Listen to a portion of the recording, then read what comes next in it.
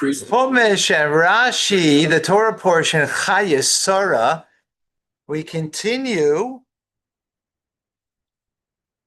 with the life of Sarah, that Sarah passes away, and Avram is finding a burial spot in Hebron, the first piece of property that is purchased by a Jew. He pays full price for it. Let us continue with the narrative. We're in chapter 23, verse 17. All ears are focused on what we're learning in this moment. Okay? Let us, and all commentary, including the Rashal's commentary, will wait until we learn. Okay, Rashal? The Rashal, Reb Shimon Leib. It's the acronym for Reb Shimon Leib. He's the Rashal. Amen. Sometimes he takes it to his head. He's going to write his own commentary. Yes, and he thinks he has what to share.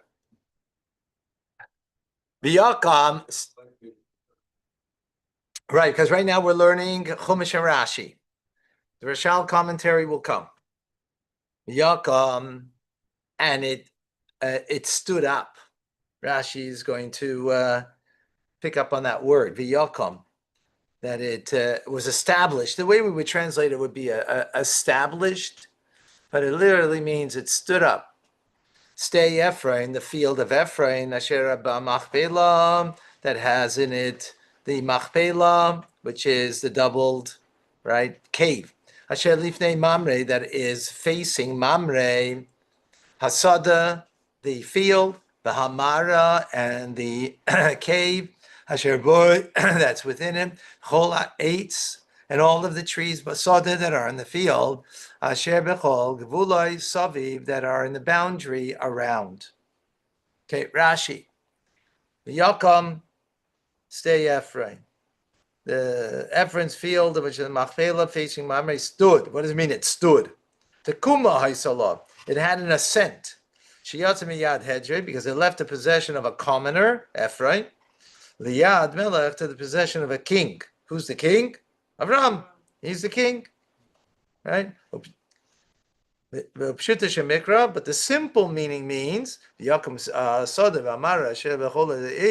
the field, the cave, and the tree stood Avram lemikne, for a purchase.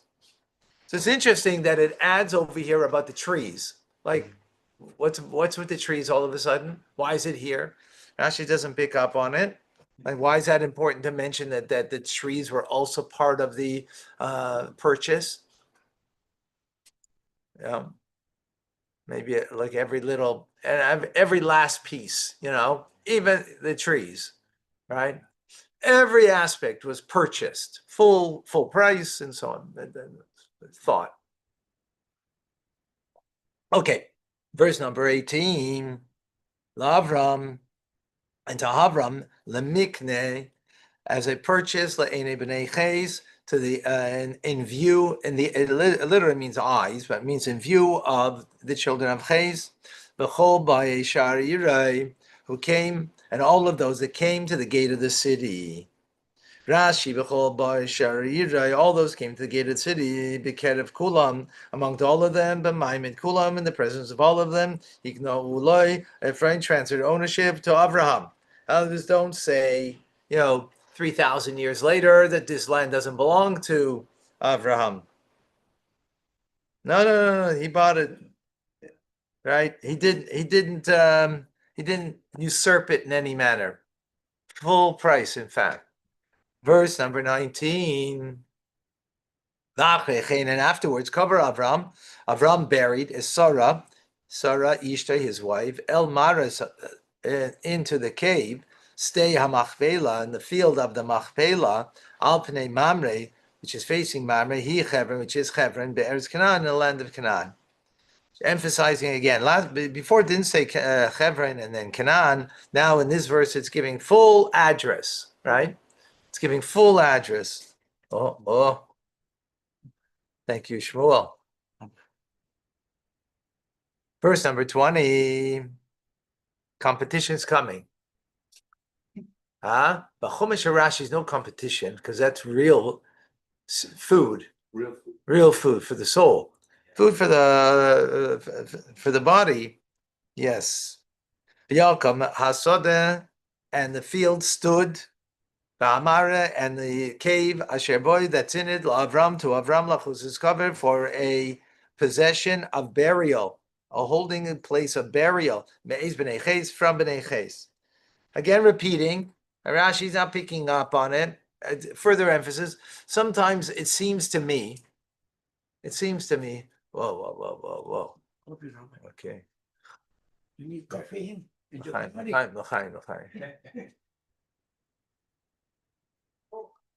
Just sometimes Torah is emphasizing because of the importance of it, and that's not necessarily a question, even though sometimes Rashi does answer why it's repeated.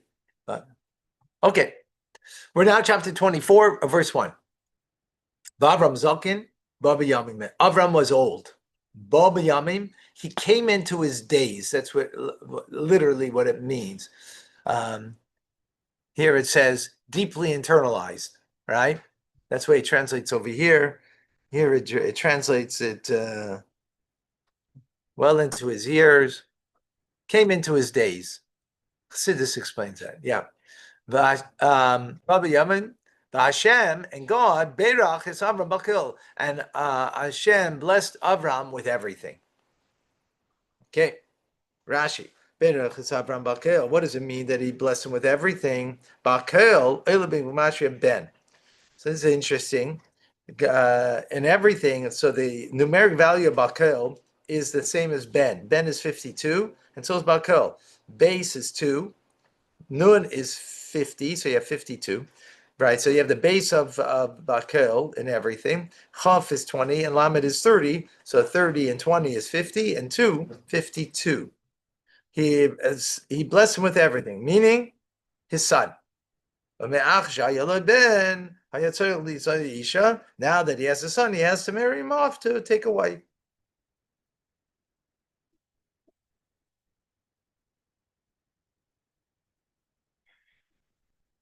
Yeah, so the commentators are like, what's Rashi doing over here? What's gematria? Where's gematria come for simple meaning? It's because we're coming now into marrying off his son. So what's the preface of saying that God blessed in all? What do you mean all? Meaning his son. That's the all that now got to get married. Right? That's the connection between them. Right? That's why Rashi says that. That's what the commentators explain. Okay? Mm-hmm. Verse number 2. Avram, and Avram said, El Abdei, to his servant, Zakan Beisai, the elder of his household, Hamayishel, who ruled or controlled Bechol Asherloi, and everything that was his. And he said to him, Simna, place, please, Yadcha, your hand, Tafas Yerechi, under my thigh. Rashi, number 2. Yeah, we're good? Yeah. Zakan Beisai, the elder of his house, the Fishu, Davuk, since it's a construct form, Nokud Zakan. It's vowelized Zakan. And rather than Zaken, Zaken would mean he's the elder, but Zakan means he's the elder of. What's the elder of? Of what? His household. The next word, Beisai. Just to teach you a little grammar. Got it? Tachas Yerechi, under my thigh. Why is he putting his hand under his thigh? Right. So what he's doing now is going, in the next verse we're going to see, he's going to make him swear. Right. We'll see. Lefish and Nishba, because he's taking an oath, it's necessary to take him his hand, mitzvah, an object of a mitzvah. Right. Like when you make an oath, right? You take what do they do now in a non-Jewish place? Put your hand on the Bible. Where's it come from? Right over here. This is the origination of it, right? Except he didn't have a holy Sefer Torah. There was no Torah. He only had one mitzvah. What was that? his circumcision was the only mitzvah he had because it was the only thing that God commanded him directly, right? So therefore, he told him, put your hand next to his circumcision, next to his thigh, in order to take an oath. Got it? Let's see Rashi. Going say for example, when you take an oath, you put your hand on a Torah scroll or tefillin or on tefillin, and the circumcision was his first commandment given directly to him by God. And it came to him through pain. It was precious to him, but not lam. And so he took the object, put his hand next to it to take an oath. Why Rashi puts here about the pain, I don't understand. It's the only mitzvah that he had. So why does he have to add that it was endeared to him because it came to him with pain? What's it had to do? He had nothing else to choose. So what's the significance of pain? Got the question? I don't have the answer. Huh? If you don't have pain during the circumcision may not be 100%. Actually, very good. Thank you, Amram. That actually, there's a sikha from the Rebbe from 2 weeks ago's Parsha, in Parsha's Lech Lecha, that actually speaks about that. Of specifically, it has to be with pain, right? It has to be with pain. Why with pain? Because the mitzvah is in the flesh of the person that God is making a covenant. He's not making a covenant with you in your soul. That's already your soul is holy. He's doing it in your flesh. So it has to be of the flesh. What's of the flesh when you cut it? It's painful. So if you don't have pain, then it's a question of it's a proper covenant. Thank you. Very good. And therefore it has to be dafka with pain. So maybe that's why he's bringing out here the idea of pain, because that's what made it into the proper covenant. The proper covenant. Yeah. Very good. Shkoyach. Okay, we're good? No, you're great.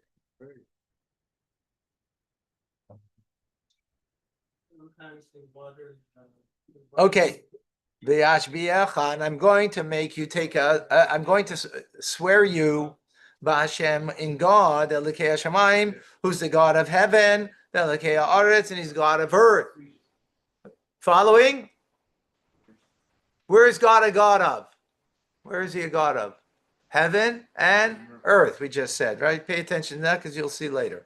Lo yisikach, do not take, he makes him take an oath, do not take Isha, a woman, meaning a wife, livni, for my son, mibnei Kanani, from the daughters of the Canaanites, asher nechi yeshe bikirboy, that I am dwelling amongst them, that I live amongst them. Don't take from here, right? He except,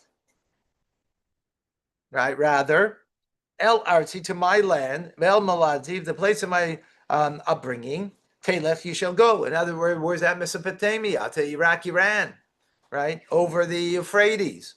The Kafta Isha, and there you shall take a woman, Livni, for my son, Yitzchak, for Yitzchak. And he said to him, Ha'eved.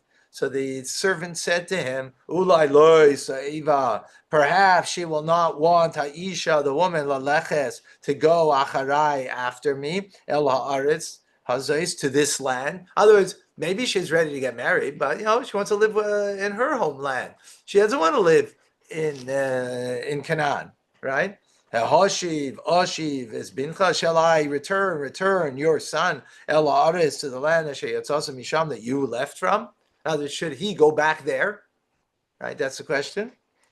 And Avram responded to him and said to him, Hishamar locha, beware for yourself, Pen Tashiv, lest you return as Bni Shama, my son, there. Right? In other words, don't return him there. Right? Verse number 7. Hashem, remember I told you to be careful to follow verse number 3, right? Now you'll see a distinction. Hashem, Elokei Hashemayim, Hashem, the God of heaven, Asher lakachani mibeis avi, that took me from the house of my father, from the place of my birthing. Asher diberli, and that he spoke to me. Asher nishboli, and that he swore to me. This God that took me from there. Lamor saying, Lezaracha eten, to your seed I will give es haaretz hazos, this land. Hu yishlach malachai, he will send, that God will send malachai, his angel lefanecha, before you. V'lakachta isha, and you shall take a woman, a wife, livni, from my son Misham. Right? Rashi, number 7. Hashem Elokei Hashemayim Shalakalim Veisavi. Hashem, who's the God of heavens, who took me from my house of my father. But he did not say the God of earth. How come?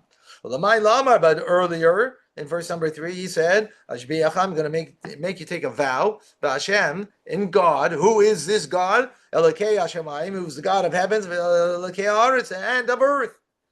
Right? But now he omits God of the earth. Because Avram said to Eliezer,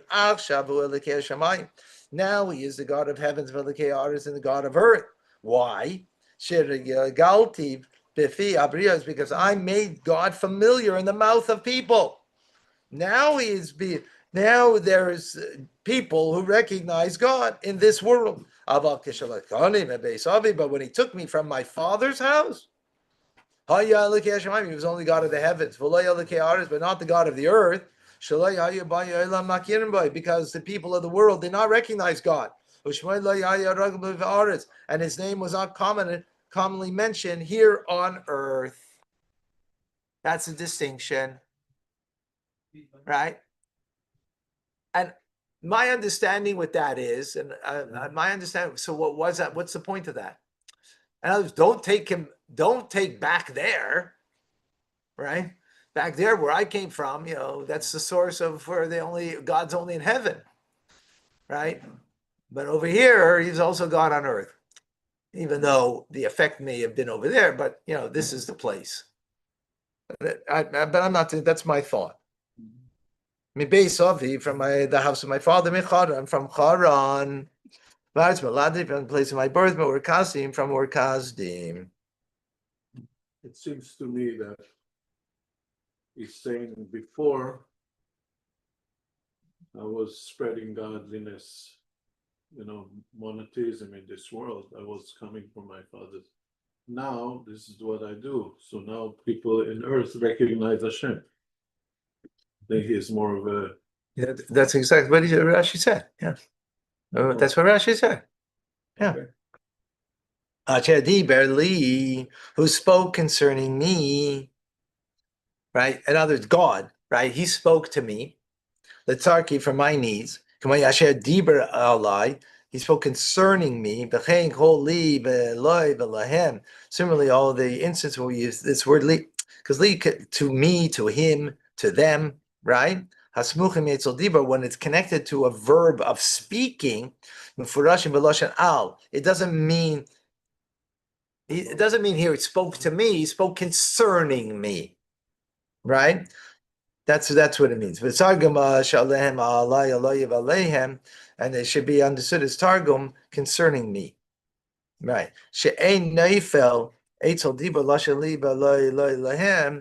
Because it doesn't apply over there when the verb of speaking, then it means to me, because it's the act of speaking concerning me, not to me. Targum but when the verb is the word amar, then you can say that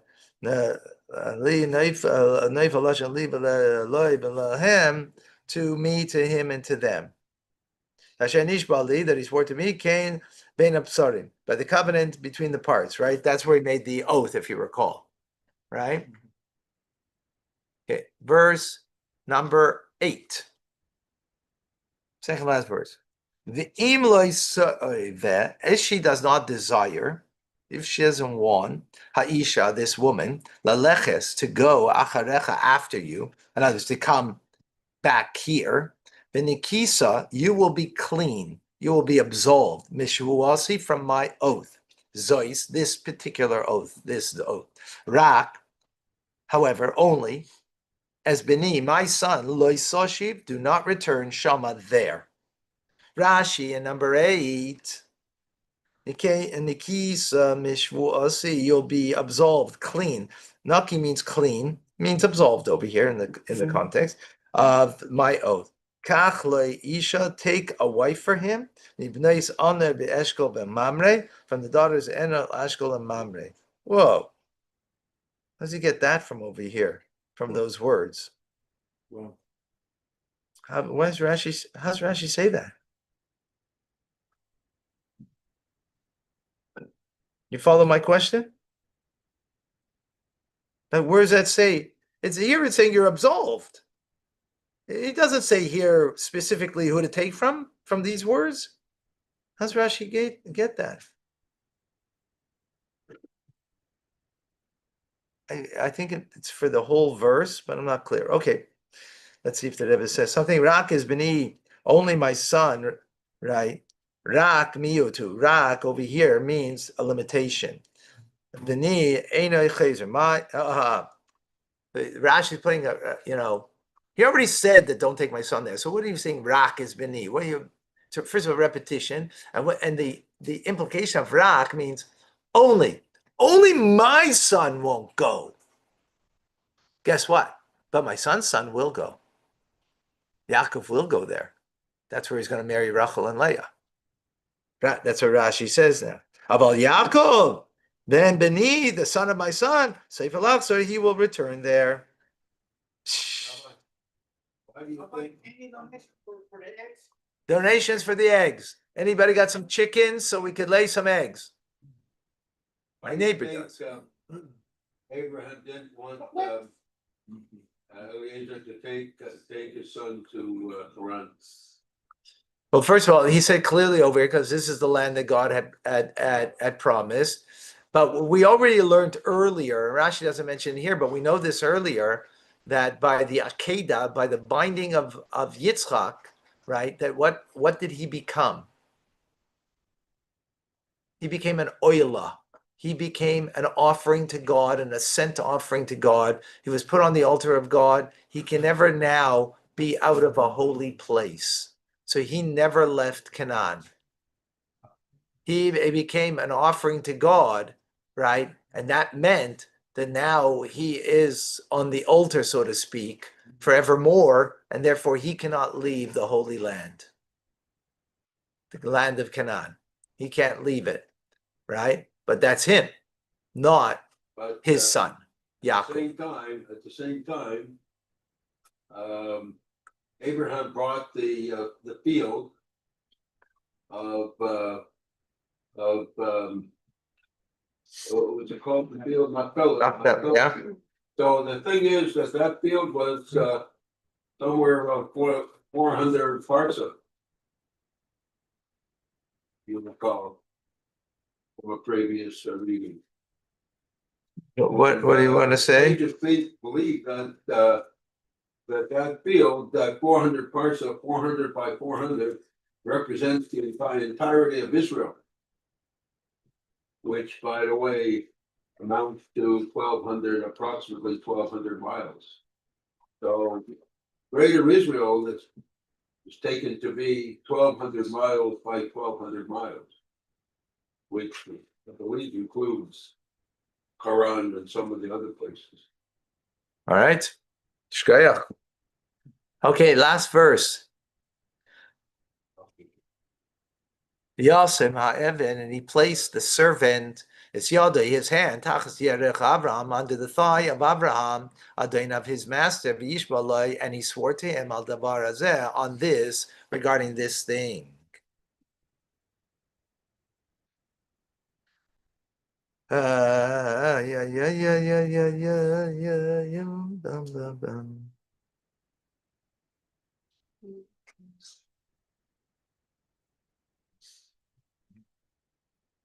Oh, remember I asked the question, why does Avram say that he's the God of heaven, right?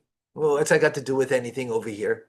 That where you were taken out of my father's home and he's God. So they never asked that question, right? What to say that he's to make him take an oath, that you're taking an oath in God, what God? God of heaven and God of earth. Okay, that makes sense. But why are you saying this now? That if that that not to return my son there if she doesn't want to come, right? So you say, oh, because he's the God of heaven and not because before I was taken out of there, the world didn't recognize God. Now they do. What's that got to do with anything over here?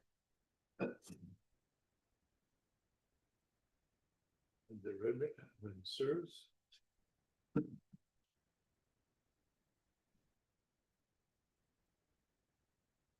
Questions? Oh, actually, they didn't ask it.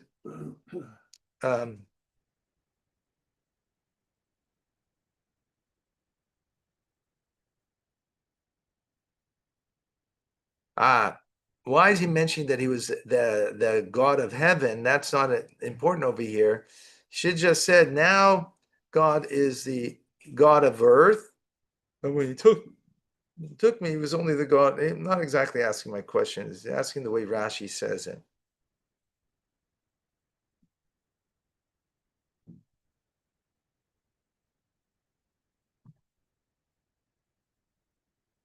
Okay. No, okay.